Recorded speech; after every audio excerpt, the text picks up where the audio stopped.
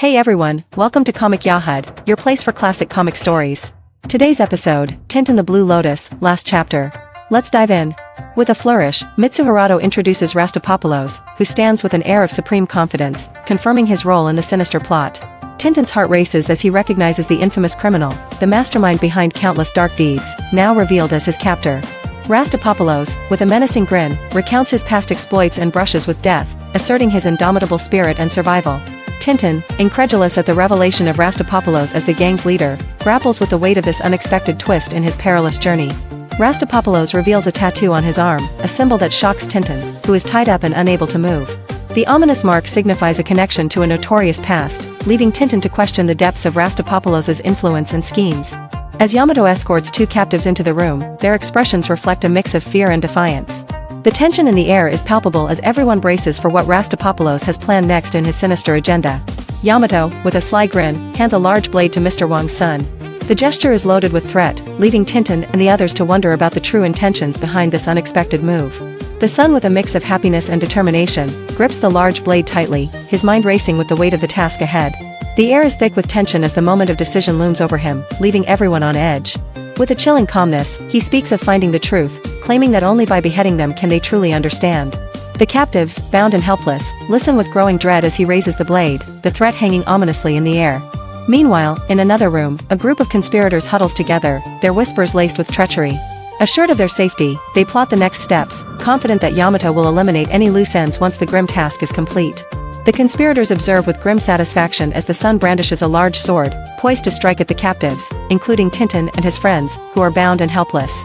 Fear and tension fill the air, as the captives' eyes widen in anticipation of the imminent danger. Suddenly, the sharp crack of a pistol fills the room, interrupting the dreadful moment with an unexpected twist. The conspirators are thrown into a mix of surprise and panic, unsure of the new threat that has emerged. The swordsman, struck by the bullet, staggers backward in shock, his weapon clattering to the ground. Chaos erupts as the balance of power shifts in an instant, offering a glimmer of hope for the captives.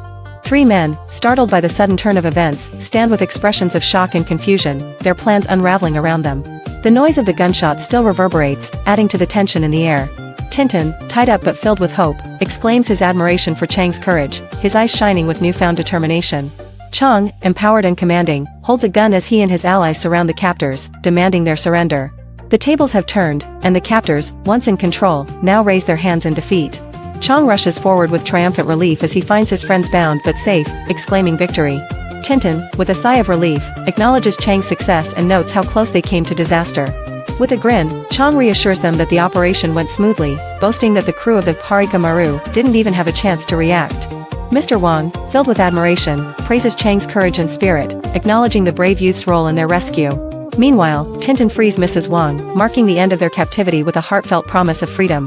Tintin stands confidently before Mitsuharado and Rastapopoulos, tied up and defeated, as he reveals his clever ruse, taunting them for underestimating him. His words carry a triumphant edge, underscoring the folly of their arrogance and his own cunning. Continuing with his explanation, Tintin recounts the careful planning that led to their victory, detailing how his allies, disguised within barrels, took Mitsuharado's men by surprise. The atmosphere is charged with excitement as Chang listens intently, his admiration for Tintin evident. With a determined expression, Tintin instructs his allies to secure the prisoners while he and Chang prepare to search the house for any lingering threats. Snowy follows closely, sensing the tension and ready for whatever might lie ahead. Chang and Tintin stealthily move through a dimly lit room cluttered with barrels and crates, their eyes scanning for danger. Snowy trots behind them, ears perked and alert to any sound that might signal trouble. As they approach a closed door, Tintin grips the handle cautiously, his heart pounding with anticipation. Chang stands close by, ready to offer support, both aware of the potential threat lurking beyond. With a swift motion, Tintin swings the door open, revealing a shadowy void that seems to swallow the light. Chang and Snowy brace themselves as they step into the unknown, prepared for whatever may come. Chang and Tintin cautiously enter the dimly lit room, gripping their weapons tightly as Snowy follows closely, sniffing the air for danger. The tension is palpable as they navigate the cluttered space, aware that danger could lurk around any corner. Tintin leads the way up the shadowy staircase, his eyes scanning every detail, prepared for anything. The creaking steps echo ominously as they ascend, each sound heightening their sense of unease. Reaching the top, Tintin pauses at a barely open doorway, the sliver of light beyond casting an eerie glow. He takes a deep breath, readying himself for whatever lies ahead, as the suspense grips their every move. The room is dimly lit, with a large red safe standing ominously against the wall, its door slightly ajar as if inviting secrets to be revealed. Silence fills the air, interrupted only by the distant creaks of an old building settling into the night. Tintin emerges cautiously from the safe, surprise etched on his face as he realizes the unexpected exit point. He exclaims in astonishment, while Snowy and Chang follow closely. An unusual smell hangs in the air, causing Tintin to wrinkle his nose in suspicion as Chang identifies it as opium. The realization sends a shiver down their spines, hinting at the dark undercurrents lurking in this mysterious place. Tintin, Chang, and Snowy cautiously approach a hidden doorway, their hearts pounding with trepidation as they sense the danger ahead. The dim light casts long shadows, heightening their anxiety as they step closer to uncovering the sinister secrets within. As the curtain is pulled back, the sight of the opium den unfolds before them, a haze of smoke and lethargy enveloping the room. Tintin whispers, "The Blue Lotus," with a mix of awe and dread, realizing the perilous depth of the underworld they've stumbled upon. The Shanghai News reports the dramatic rescue of Professor Feng Xing from the clutches of the opium den, thanks to Tintin's bravery. Tintin shares his harrowing journey, his resolve unshaken as he recounts the triumph over the criminal network, his eyes gleaming with courage and determination. The room is tense as the speaker reveals undeniable evidence linking the attack on the Shanghai-Nanking Railway to a Japanese agent under government orders, a revelation that sends shockwaves through the assembly. The attendees sit in stunned silence, their eyes fixed on the speaker as the weight of the accusations hangs heavily in the air. As murmurs ripple through the crowd, two delegates exchange anxious whispers, eager to hear the Japanese response to the grave accusation. They lean closer, anticipation etched on their faces, as the Japanese delegate rises to address the assembly. The Japanese delegate stands firm, his voice unwavering as he vehemently denies the accusations, dismissing them as insults unworthy of a response. Despite his refusal to engage, he pledges to demonstrate his country's integrity, leaving the audience in suspense over his next move. With a heavy heart, the Japanese delegate announces the withdrawal of troops from Chinese territories, a decision followed by the shocking resignation from the League of Nations.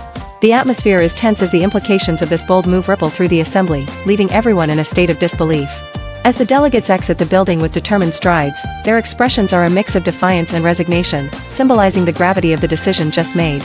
The weight of their departure is felt deeply, echoing through the corridors as the world watches their exit. Meanwhile, in Shanghai, hope blossoms as news of a miraculous antidote to a dreadful poison spreads. A joyful father shares the news of his son's recovery, his relief palpable as he expresses his gratitude for the life-changing discovery. In a quiet room, Mr. Wang is informed by a visitor that two gentlemen are seeking an audience with Tintin, piquing his curiosity. The anticipation in the air is palpable as the visitor stands respectfully, awaiting further instruction. The identical duo, Thompson and Thompson, stand poised and formal, their presence commanding attention. Their synchronized stance and serious expressions suggest the gravity of their purpose. Tintin enters the room with Snowy at his side, his surprise evident upon seeing the detectives. An exclamation escapes him as he wonders about the urgency that brought them here. Thompson and Thompson stand awkwardly before Tintin, their usual bumbling charm evident as they exchange polite but fumbling greetings. Tintin, slightly perplexed, acknowledges their presence with a mix of curiosity and caution. The detectives, with a hint of remorse, explain that they've come to offer congratulations and reassure Tintin of their unwavering belief in his innocence. Their admission of being bound by orders adds a layer of tension, yet relief washes over Tintin as he listens. Meanwhile, in another corner, two men sit with drinks, one expressing disdain at having to celebrate Tintin's success, referring to him as a little snake. The other man, resigned to the situation, questions what else they can do, hinting at underlying frustration and discontent. Mr. Wang is taken aback as he reads a newspaper, his expression revealing shock and concern. The paper must contain alarming news that demands immediate attention. Hastily, Mr. Wang approaches Tintin and the others, urging Tintin to read the startling news. His urgency and the paper in his hand indicate that it's of utmost importance. The newspaper headline announces the dramatic news of Mitsuharato's involvement in the Blue Lotus affair and his tragic end. Wang Qinyi, with a grave expression, remarks on Mitsuharato's dark deeds, acknowledging his villainous nature despite his unfortunate fate. Tintin listens attentively, the weight of the situation adding to the tension in the air. Tintin shifts the conversation to Thompson and Thompson, expressing relief at their recovery from a previous mishap, while the detectives appear bewildered. They suddenly recall an incident at Hukou, adding a touch of humor to the otherwise serious atmosphere. Thompson and Thompson, now fully aware, humorously exaggerate the severity of their fall, expressing disbelief at their own clumsiness. Their lighthearted banter provides a brief respite from the surrounding drama, bringing a smile to Tintin's face. Thompson and Thompson, with determined expressions, humorously assure Tintin that they won't repeat their past mistakes, vowing to be more vigilant. Their confident declaration, filled with lighthearted resolve, brings a chuckle from Tintin, who is amused by their earnestness. Tintin, still smiling, expresses surprise at their imminent departure, while they firmly promise to remain alert in the future. Snowy looks on with curiosity as the detectives prepare to leave, their demeanor a mix of farewell and determination. With a cheerful wave of their hats, Thompson and Thompson bid Tintin a hearty goodbye, their spirits high. As they stride confidently down the steps, their jovial farewell echoes, leaving a sense of camaraderie in their wake. Suddenly, in a comical twist of fate, Thompson and Thompson find themselves tumbling down the stairs, their hats flying off as they crash to the ground. Their confident departure turns into a humorous fall, leaving them sprawled and bewildered on the steps. Some days later, within the warm glow of a grand feast, Mr. Wang raises a toast to Tintin, praising his bravery and the joy he has brought to their lives. The room is filled with gratitude and admiration, as Tintin's presence is celebrated like a cherished memory. Mr. Wang continues with heartfelt words, expressing how Chang, who has found a brother in Tintin, will miss him deeply. He offers Chang a place in his family, honoring the bond they share, as the room listens with emotional reverence. Chang, overwhelmed with emotion, confides in a venerable lady about the bittersweet feelings in his heart. As tears fall, he explains that while Tintin's departure saddens him, he is comforted by the warmth of his newfound family. Mr. Wang, with a solemn yet hopeful expression, bids Tintin farewell, wishing him strength and companionship on his journey to the west. The room is filled with a poignant silence, as everyone gathers to honor Tintin's departure. The next morning, the air is crisp with anticipation as Tintin's luggage stands ready for the journey ahead. The promise of new adventures looms, echoing the heartfelt goodbyes shared the night before. As Tintin stands at the dock, heartfelt farewells are exchanged with Chang, their hands clasped tightly in a moment of friendship. The air is filled with emotion as Mr. Wang wishes Tintin good luck, the weight of their words lingering in the morning air. Suddenly, the ship's horn blares loudly, signaling its imminent departure and intensifying the urgency of their goodbyes. The sound resonates, echoing the bittersweet mix of adventure and parting that fills the day. Tintin, his heart full of anticipation and nostalgia, waves a final goodbye from the ship's deck. As the vessel pulls away, he watches his friends fade into the distance, the adventure ahead a beacon of hope against the backdrop of farewells.